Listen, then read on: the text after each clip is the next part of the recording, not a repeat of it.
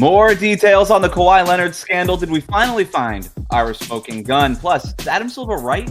Is the NBA a highlight sport? You are Locked On NBA.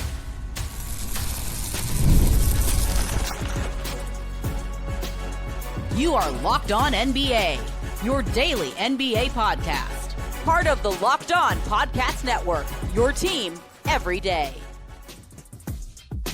Welcome back to Locked On NBA. Thanks for making us your first listen of the day. We are free and available wherever you get your podcast. Part of the Locked On Podcast Network, your team every day. Today's episode is brought to you by Monarch Money. Take control of your finances with Monarch Money. Use the code Locked On NBA at monarchmoney.com for 50% off your first year. I'm Wes Goldberg, and today we are talking about the EuroBasket Final Four and the latest news out of the NBA's Board of Governors meeting, including Adam Silver claiming that people can consume the NBA through highlights, and we are doing it with the help of Locked On's local experts. And I have two of the best with me, as always, from the Locked On Nuggets podcast. He's a senior NBA writer for the Action Network. Matt Moore. Matt?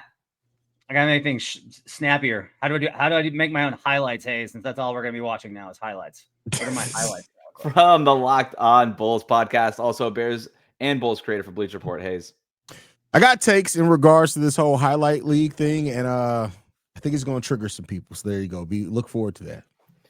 Oh, that's a tease if I've ever heard of it. But first, before we get to any of that, let's go to the latest on Kawhi Leonard. Adam Silver took questions after the league's Board of Governors meeting in New York on Wednesday. And when asked about the Kawhi Leonard scandal, he said, quote, "The burden is on the league if we're going to discipline a team, an owner, a player, or any constituent members of the league." He also said that the league needs to take a look at the, quote, "totality of the evidence rather than just the mere appearance." Quote, "I have an independent obligation to be the steward of the brand and the integrity of this league," end quote. Matt, what do you make of Adam Silver's comments, and do you think that he took a strong enough tone when it came to the allegations? Adam Silver is a lawyer. That's what you need to know here. Is Adam Silver is a lawyer, and so Adam Silver is going to speak very carefully until they have the requisite information they need in order to levy penalties. Like, Silver doesn't need to speak on this because ultimately his statement will be what the league decides to do here. If the league finds no wrongdoing or that they can prove no wrongdoing, it's going to be a massive black mark against the league, and you're going to see him just get pilloried even more than he was yesterday for these comments, because everyone is at this point with what we're going to talk about, especially coming up. We're at the point of like everyone being like, okay, clearly this was something. Like, this is not like, oh boy, I don't know. Do you think? We're all just trying to figure out what the penalty is going to be, who knew what, and who's taking the fault. That's all we're talking about, Haize. So I don't really care what Silver's going to say about this now. I care what the league is going to say when they hand down whatever punishment they do about the situation. Yeah, I mean, right now, what can he say? Well, like, what do you expect him to say? He's not going to come out and say, yeah, we're expected to go ahead and we're going to have huge punishments against the Los Angeles Clippers. No, like you said, he's a lawyer. He's going to play it close to the vest until they have their findings and then they make their decision. And that's the right way to play this. But if the NBA finds out, and I've said this multiple times, even a fraction of what Pablo Torre found out, I expect major things to happen to the Clippers here. I think it's sweet that Haize is choked up over what's going to happen to the Clippers. I think that's yeah, because, you know, I've already been killing the franchise for the better part of a year. Now they get to die, actually. So there you go. Well, let's get to some of the latest on Kawhi, because this morning, after Adam Silver's comments, Pablo Torre finds out. The podcast that broke this story in the first place reported new details that included Dennis Wong, the only other part owner in the Clippers. He has a 1% stake in the Clippers. Steve Ballmer has the other 99%.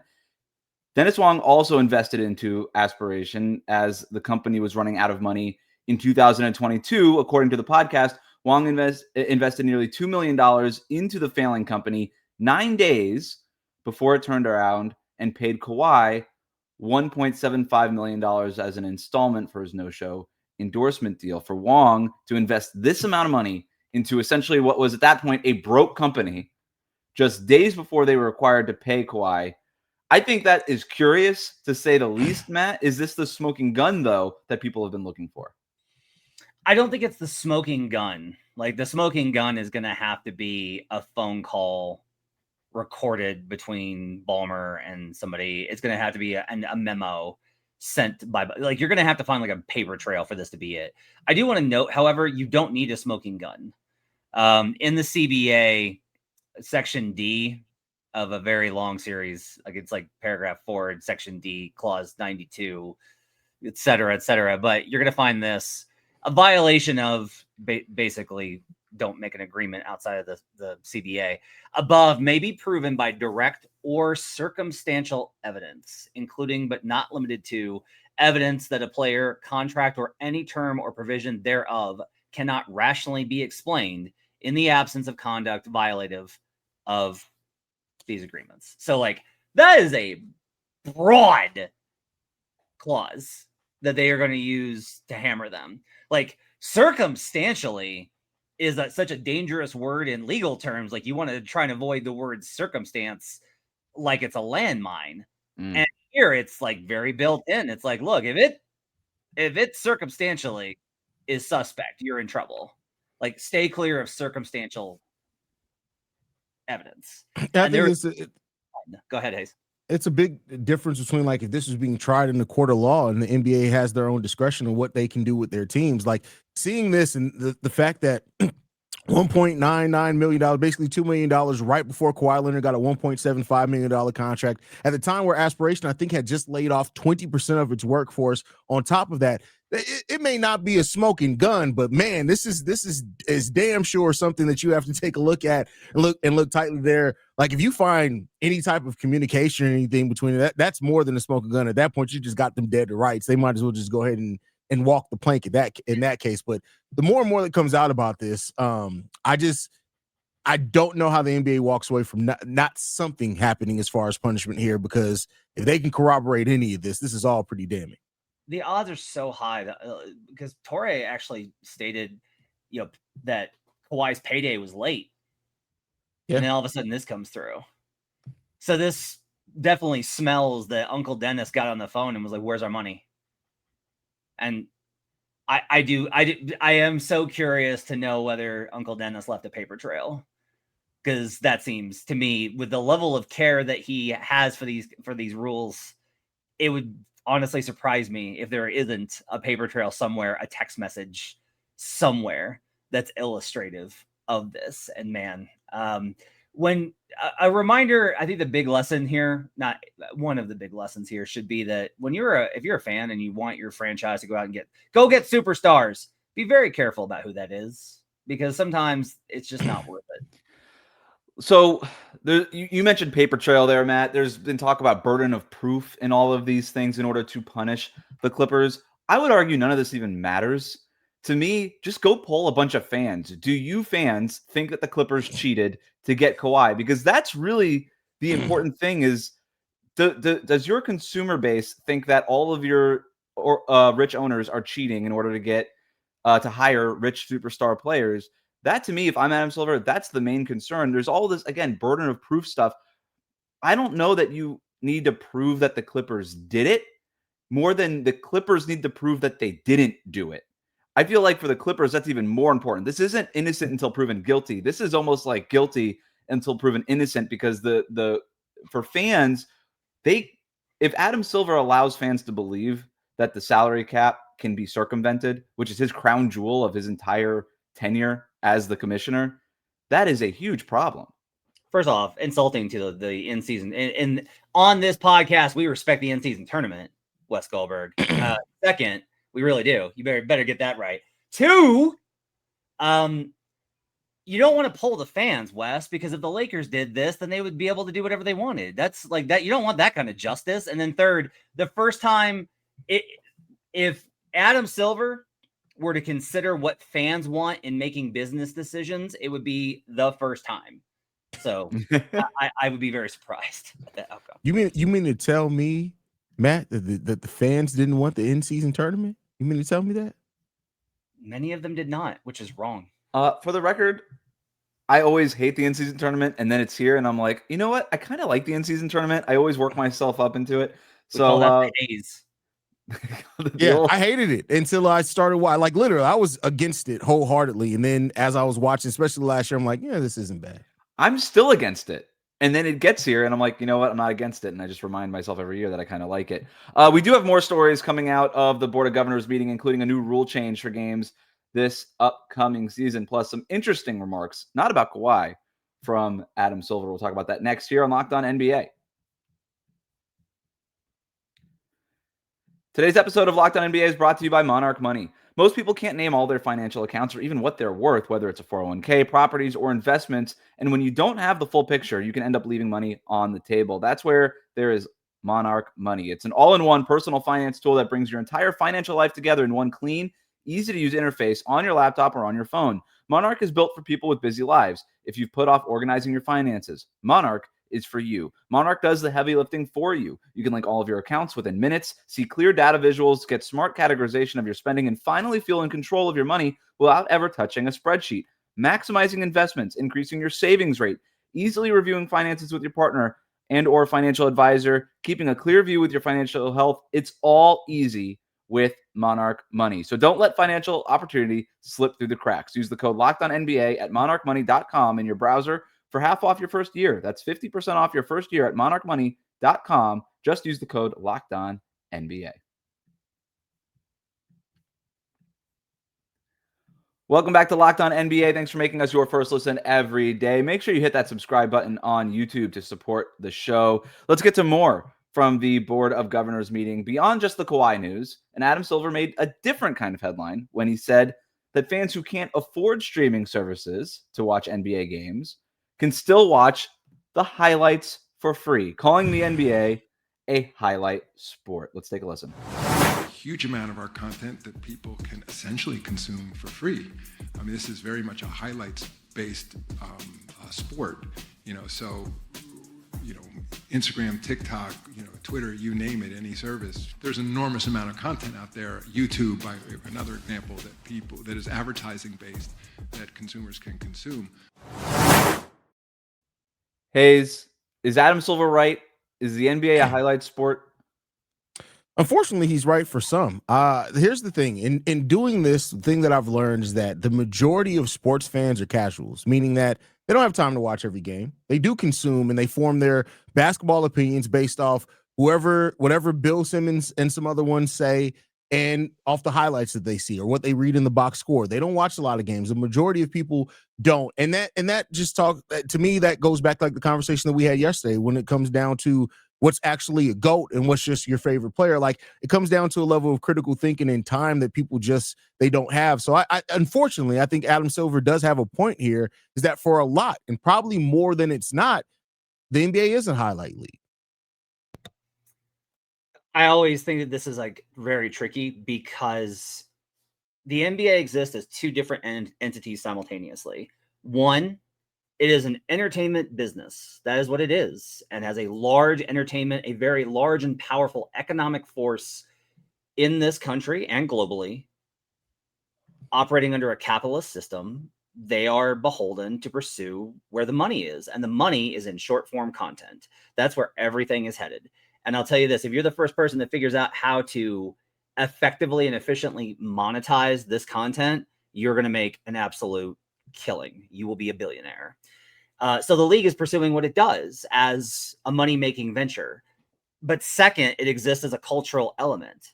And the league always wants, they always want to have their cake and eat it too. They want to make billions, but they want to present themselves as an ethical force promoting sport and culture and trying to mold kids to be active and have healthy lives and reading programs and all of these types of things. And those two forces oftentimes work against each other. And this is a great example of it.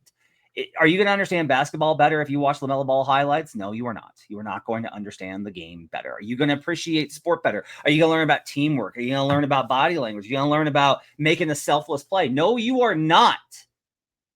But are they going to make money off of you? Yes, they are. And this is always the thing. If you want your media to be different, you have to not just vote with your consumption habits, but you have to advocate for your friends, your family, your kids, everybody, to consume it differently too. Because unless that collectively changes, we will continue to be fed what it is that we tell them we want. And right now, more and more generations that are younger than mine, and this has been an age-old kind of idea, but I do think the problem is exacerbating and getting worse. Right now, we are telling everyone, including the NBA, we want highlights. Hey, is this even a problem? The way that Matt is making it sound like maybe an issue for the next generation. I mean, yes and no. I think that there are going to be people who, whether the highlights get them in the door, and then as their desire to watch the game more, thus they consume more, they consume it more in depth. And like, I mean, when I was 16 years old, if you would have told me I would have been as involved in advanced analytics as what I am now, I'd probably tell you that you're crazy. So I think that you just need that seed to help grow. For some people, they're never going to be more than a casual fan. They're never going to need more than the highlights on ESPN. They're never going to need more than that. That's how they decide to consume the game. But I do think there's something to be said about you still have to offer the alternative for people who the highlights may get them in the door, but it's just that seed that then starts a larger growth of knowledge for them. Go ahead, man. No, you're good. I think you're giving a really good point, Haize. I think that seed is very important because it's not like the league doesn't want you to watch the games. Yeah. Silver's just saying, like, look, you get to consume a huge amount, and that's actually where people tend to say that they want to consume it. Inside the NBA, obviously, is like prolific, but they only showed like highlights, right? Inside Stuff when I was a kid was that was one of my portals, was watching Inside Stuff on Sunday mornings, which was highlights. But the difference was like they would show you this great highlight package and they'd be like, unfortunately, the Wizards lost 96-78. Like they provided that context versus like now it's like, look at this, LaMelo Ball went off and with like no scoreboard, like no score button to show you that it was, I'm sorry to pick on LaMelo. He's just like the TikTok guy, but like whoever it is, right? There's no context to kind of be provided here. And I do think that there is a responsibility, I think, by the league to make sure that it's about basketball and highlights are not always about basketball. They sometimes are, but not always. And I think that difference is kind of the key differential here. You can also feed people highlights and also like teach them to love the game and not just woo pass. I think that there's better ways to do this than is being done. I think the point Haize makes about it being essentially a gateway drug to actual NBA basketball games is a great one. You need that initial free offering to just bait people into paying for your product, right? Like you could say that about any business, right? In media, we do this all the time, right? Here's a TikTok of our hottest take from the podcast. Now come listen to the entire show. And so that's a normal thing. I think the problem with what Adam Silver said is it's not and then, right? It's not watch highlights and then watch the full game. It's instead.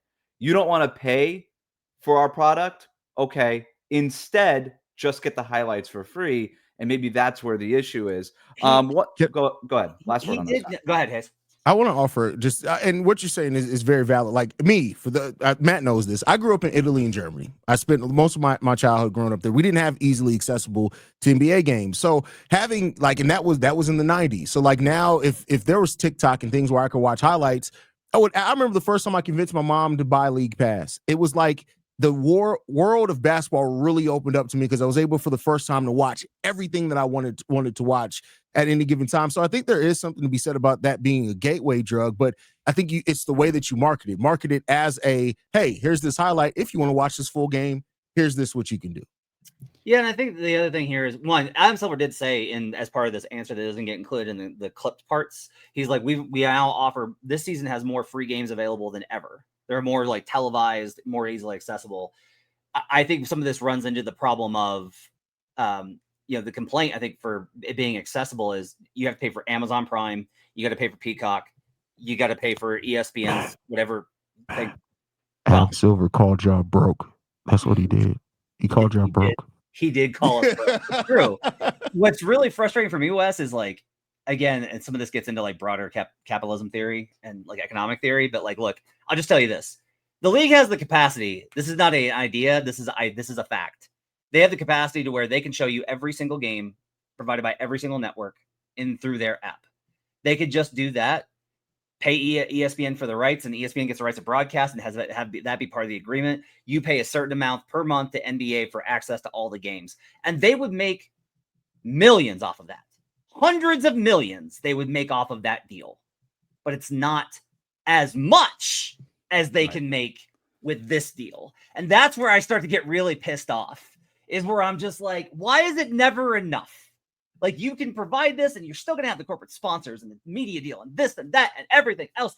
And it's never just like, if you just give people what they want, and for a reasonable price, you're going to spread it so much more and make it so much more popular, and people will think highly of you. But it's never enough compared to these alternatives. And that is what drives me nuts, because the fan never gets a say in any of this. Well, we have one other announcement from the Board of Governors meeting that we want to get to. Plus, the EuroBasket Final Four is set, and we have NBA stars facing off. Wagner versus Markkanen, Giannis versus Sengun. Who do we like to advance to the final? We'll talk about all of that and more coming up.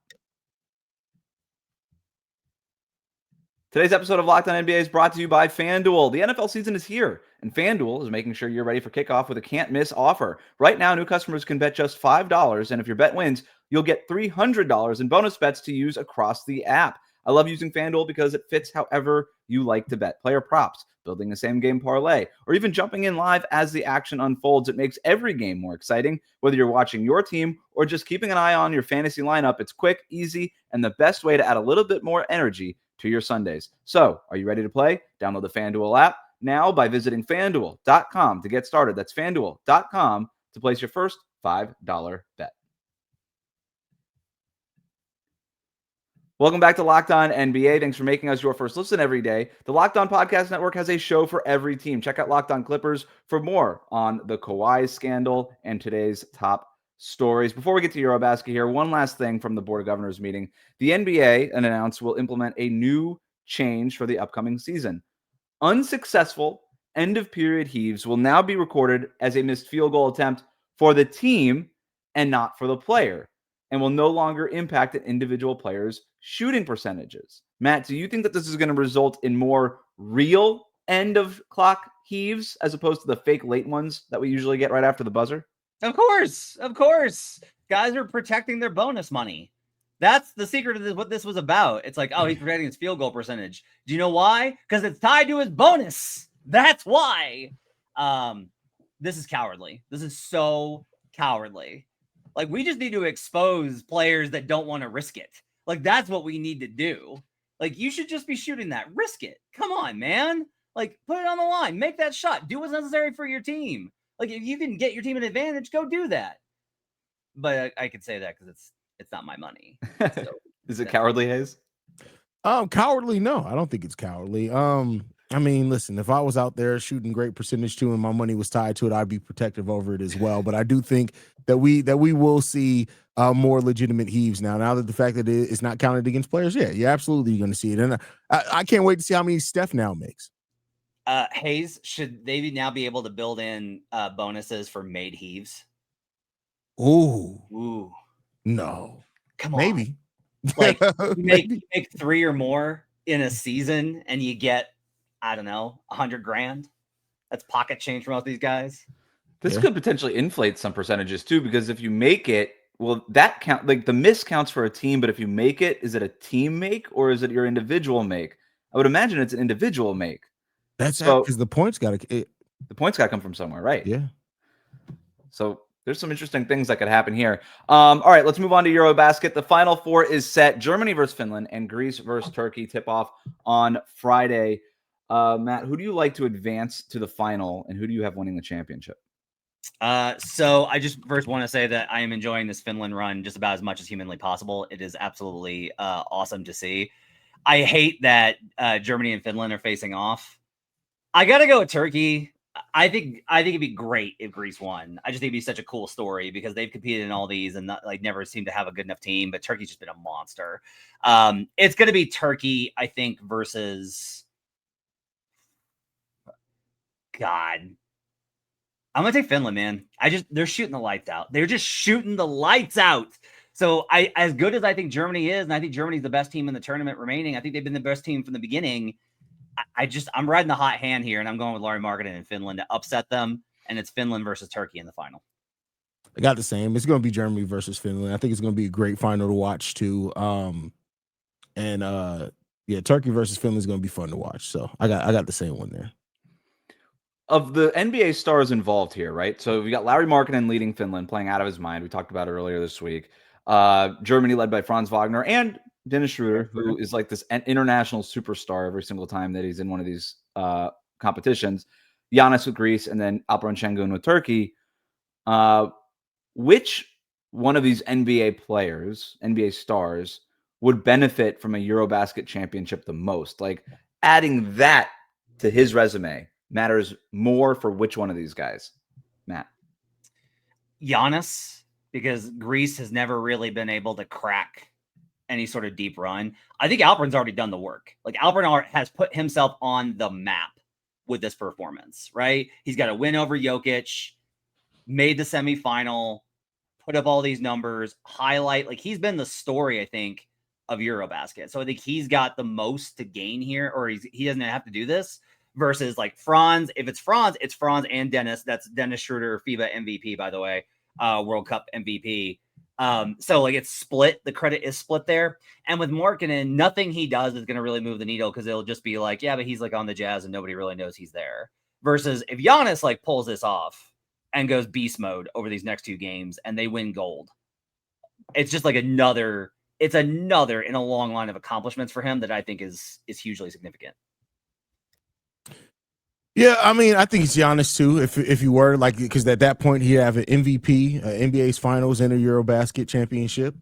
So I think that adds a lot to his legacy. But I also throw in Alperen Sengun in there too, not just because he's done the work, but because like all the accolades for him are coming. And so if this is the first one in what hopefully is going to be eventually a Western Conference Finals and NBA Finals at some point, and hopefully a championship, it could be the start of Alperen really reaching the next level as an NBA player. Could I make the argument for Lauri Markkanen? Because sure, I mean, it's about time he wins something meaningful. That's it, right? It's like it'd be finally experiencing winning at any level would be pretty nice for him. You're muted, man. Cash the -1,000 ticket. Blackburn on Locked on Nuggets went at me on this too about him just being basically stats on a bad team. He was good with the Bulls until their nonsensical. What did you call him yesterday of that coach Hoiberg? What did you call him? Oh yeah, I don't even like. He was an idiot. Like him and Jim Boylan, who followed him. They were both just crazy. Yeah. So like, not his fault in Chicago, and he actually like showed some stuff. He goes to Cleveland. That was the start of Cleveland turning around. Is like, hey, this like 3 big lineup with Jared Allen, Evan Mobley, and Lauri Markkanen is actually working. Like, wow. Then he gets traded for Donovan Mitchell. And like, it's not his fault that the Jazz decided to blow things up. They didn't have any talent. They just traded Donovan Mitchell, Rudy Gobert, and the rest of that team. So I think Lauri gets a bad rap here. I mean, you got to think about it though, Matt. Like, yeah, he was the start of that's a good point that started Cleveland turning it around, but like it didn't put up crazy stats. So far, Lauri Markkanen is 7-foot Zach LaVine. And I'm standing on that. He puts up great stats on the team that doesn't win. When you get Lauri Markkanen and Zach LaVine back together and have those two work together, because I think they could succeed together. I hope they can. Players that leave the Bulls, I still wish them very well, and I would love nothing more for them to see success. One other player in Germany, Dennis Schroeder. He has a gold medal and a bronze medal already in his career. His NBA career has been pretty hit or miss, up and down, inconsistent, whatever you want to say. His international career is pretty amazing. Okay, we need him to slow down. We need him because you know what happens if he wins another gold. You know what starts happening? Is he a Hall of Famer? Yep. Like, we're gonna have to have the conversation. It's the only reason LaMelo was at that weekend last weekend. That's the only reason he was there is because of Olympic play. Starts changing and being one of the most prolific scorers in NBA history, man. Bundesliga most improved player in 2013, Dennis Schroeder. Should have been rookie of the year over LeBron James the rookie year. Let me ask you this. If you take out the Olympics part of it, okay, take out Olympics in college because he did win a championship at Syracuse, right? And that's important. And he absolutely deserved to get in because of Syracuse in the Olympics. Mm-hmm. You just went from criticizing Lauri Markkanen for not winning anything to backing up Melo. Yeah, but Melo also scored at the highest level. Tracy McGrady got in the Hall of Fame. I mean, look, if you give somebody enough shots, hey, Melo was really good at throwing him up. That's true. We're taking our shots here at Locked On NBA. If you like what you heard today, subscribe to Locked On NBA wherever you get your podcasts, including on YouTube. Thanks to Matt and Haize for their expertise every day. Thank you for making Locked On NBA your first listen. We'll see you right back here tomorrow. Locked On NBA.